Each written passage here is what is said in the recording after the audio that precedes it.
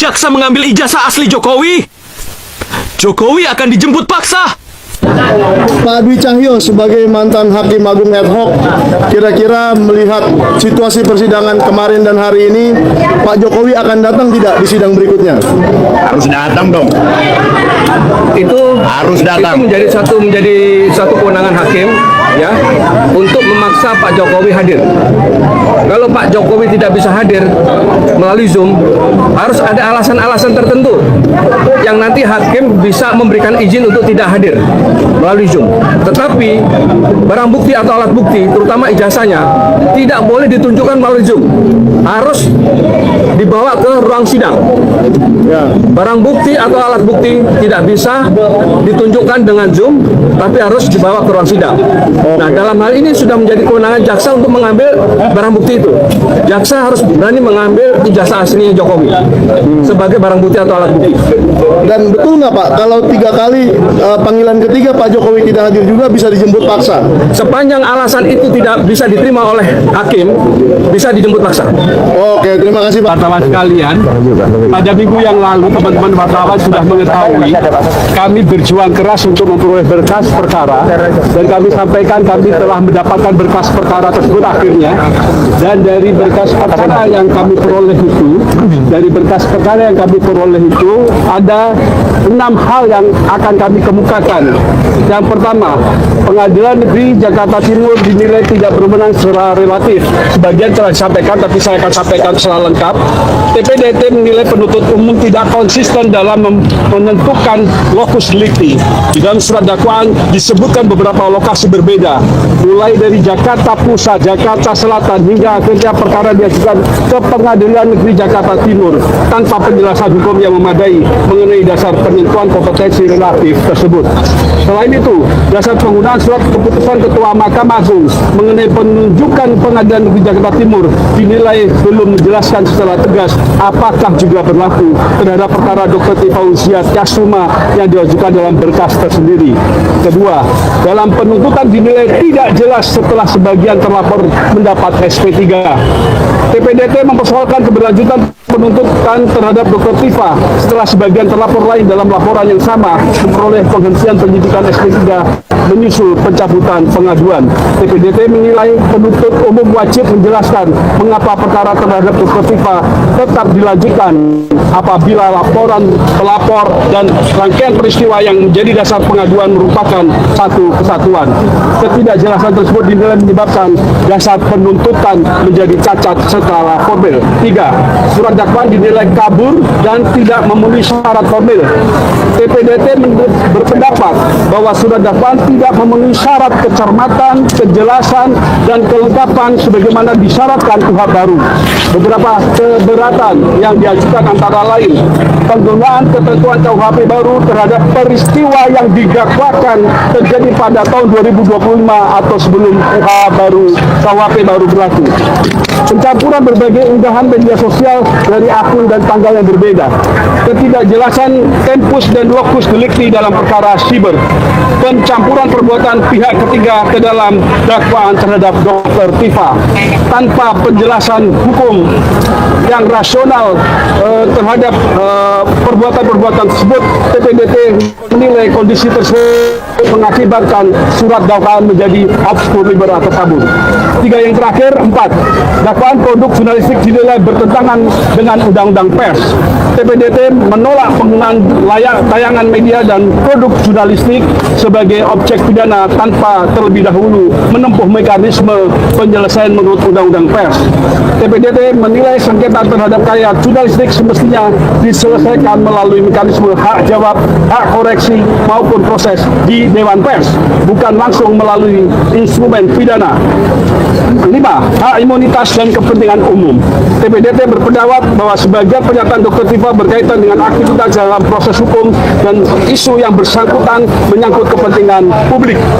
Oleh karena itu, penuntut umum dinilai perlu menjelaskan secara rinci mengapa pernyataan tersebut dianggap memenuhi unsur pidana dan tidak termasuk bentuk kritik, analisis, atau penyampaian pendapat yang memperoleh perlindungan hukum. Terakhir, negara hukum harus mengutamakan due process of law.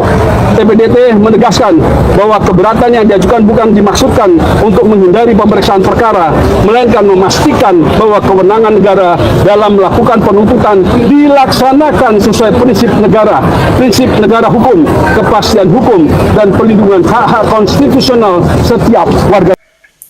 Halo Sobat Politik, selamat datang kembali di channel Fakta Politik.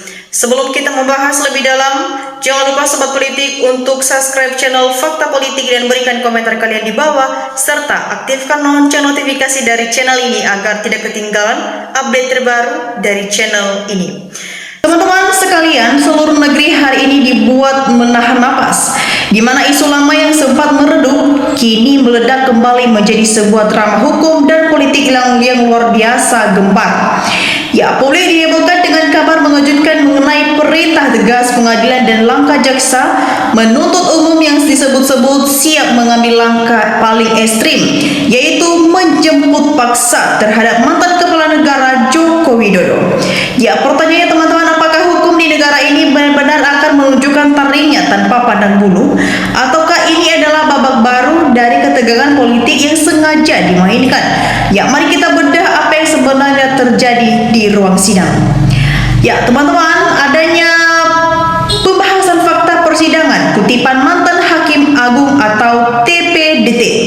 Ya, bukan rahasia lagi di mana sorotan publik tertuju pada jalannya persidangan belakangan ini. Bahkan mantan Hakim Agung Pak Wafi Cahyo secara belak-belakan memberikan pandangan hukumnya yang sangat menohok.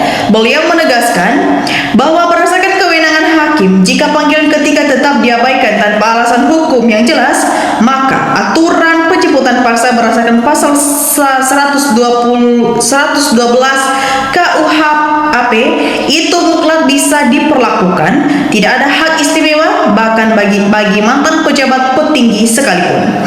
Ya, lebih lagi dari itu teman-teman, situasi semakin memanas dan pelik setelah tim pembela demokrasi Indonesia TPDT ikut membeberkan 6 poin pemberontakan mereka terkait kasus yang menyeret Dr. Tifa, di mana mereka menilai adanya ketidakkonsistenan yang nyata dari penuntut umum.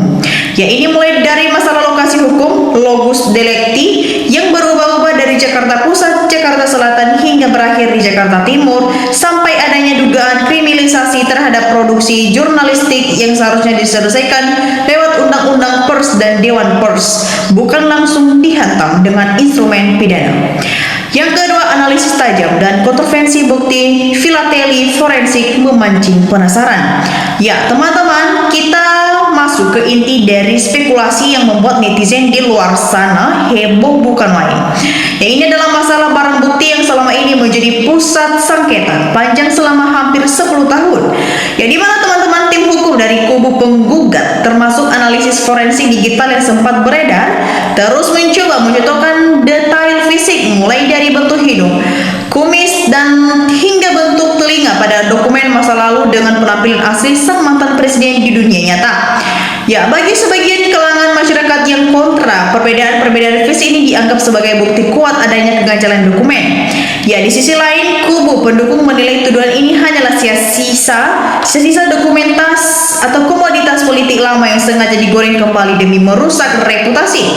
Ya, pertarungan narasi inilah yang membuat ruang persidangan media sosial hari ini benar-benar membara. Yang ketiga teman-teman, call action atau mengajak diskusi, di mana teman-teman satu hal yang pasti, konstitusi kita jelas menegaskan bahwa Indonesia adalah negara hukum, di mana pada persidangan mereka menjelaskan bahwa konstitusi kita jelas bahwa Indonesia adalah negara hukum, ya, atau due process of law atau proses hukum yang adil harus ditegakkan demi memastikan kapasitas hukum dan melindungi hak setiap warga negara. Ya, kita semua akan menunggu teman-teman bagaimana kelanjutan dari langkah berani kejaksaan dan apa hasil akhir dari pembuktian di pengadilan nanti. Nah, teman-teman semua, bagaimana pandangan kalian sendiri? Bagaimana dinamika politik dan hukum yang luar biasa tegang ini? Apakah ini murni penegakan keadilan atau ada unsur politisi di baliknya? Mari teman-teman sampaikan pendapat cerdas kalian di kolom komentar di bawah, dan jangan lupa share video ini ke teman-teman kita yang lain agar banyak yang melek akan politik. Ya, di sini juga teman-teman kita melihat di kolom komentar di bawah ada banyak tanggapan dari netizen yang sudah kita saksikan bersama, dan mari kita lihat bersama teman-teman bagaimana perkembangannya. Ya teman-teman, di sini disampaikan oleh teman kita Sutarji. Di sini dia berpendapat harus jemput paksa. Ya teman-teman, Kasmi ini juga memberikan tanggapan Jokodok memang harus dijemput paksa. Cokoli Santoso memberikan tanggapan jangan dijemput si Kodok, lebih pantas diseret dengan paksa. Kita lanjut teman-teman, di sini juga teman kita Hadi Zaini memberikan tanggapan kupas habis suarakan keadilan demi tegaknya kebenaran. Kita lanjutkan teman-teman, di sini juga teman kita Arif Fabibra memberikan tanggapan sudah membohongi penipu rakyat, sidang gak pernah hadir, tidak mau menunjukkan ijazahnya, masih mau apa lagi. Teman-teman kita lanjut, di sini juga teman kita Musli Neus memberikan tanggapan dijemput paksa, digeret pakai traktor biar mampu sekalian keliling untuk PSI, bisa dipanggil ke pengadilan, kok nggak bisa seret aja. Kita lanjut teman-teman, di sini juga teman kita Ginangi memberikan tanggapan kejaksaan dan polisi bukan ngambil ijazah Jokowi tapi ngambil honor. Teman-teman kita lanjut, di sini juga teman kita Iskandaris memberikan tanggapan ada yang dijemput paksa apa tidak? Kalau petugas tidak ada, rakyat siap menjemput, siap menyeret ke rumahnya sampai pengadilan. Rakyat sudah siap ambil nyeret Jokowi kalau tidak ada yang jemput. Kita lanjut teman-teman, di sini juga teman kita Muhammad Syairing memberikan tanggapan wajib dihukum mati Jokowi sebagai banyak merunuhi rakyat, juga membodohi rakyat, bungkam juga korupsi di mana Jokowi ikut serta. Kita lanjut teman-teman, di sini juga teman kita Pak D yang memberikan tanggapannya semoga Allah membukakan kepemikiran pemimpin dan pejabat Indonesia ini sebagai pemimpin dan pejabat yang jujur cara kerjanya, amin. Kita lanjut teman-teman, di sini juga teman kita Puput memberikan tanggapannya harus dijemput paksa sebelum main raja-rajaan di seluruh Indonesia. Kita lanjut teman-teman, Indri Tringgu memberikan tanggapan emang ada ijazahnya dari dulu ya, fotokopian termuter-muter terus. Anna Aji memberikan tanggapan Jokowi takut emang punya ijazah negara acak-acakan. Ya teman-teman, Budi Syarsuyanto memberikan tanggapan Jokowi itu kalau tahun 1980-an dah kan tol di misterius ras ini gali ke liburan dunia. Edi Ensal tidak ada apanya dibanding Jokowi. Ya teman-teman, kita lanjut, di sini juga teman kita Hendra memberikan tanggapan sangat-sangat setuju diseret-seret pakai motor, terlalu kurang ajar menghormati pengadilan. Rakyat pribumi aja berani, mau aja ada duit kayak mau nggak ada duit. Ini seseorang imigran Jokowi. Cina lebih kuasa utama kelewatan pengkhianatan kepada pengadilan, salam akal waras. Nah teman-teman semua, bagaimana tanggapan kalian mengenai tanggapan dari netizen yang sudah kita saksikan ini? Jangan lupa teman-teman untuk berikan juga analisis kalian di kolom komentar di bawah. Dan demikian saja untuk cuplikan video kali ini. Jangan lupa saksikan video berikut yang tak kalah menarik dari channel ini. Salam NKRI, harga mati.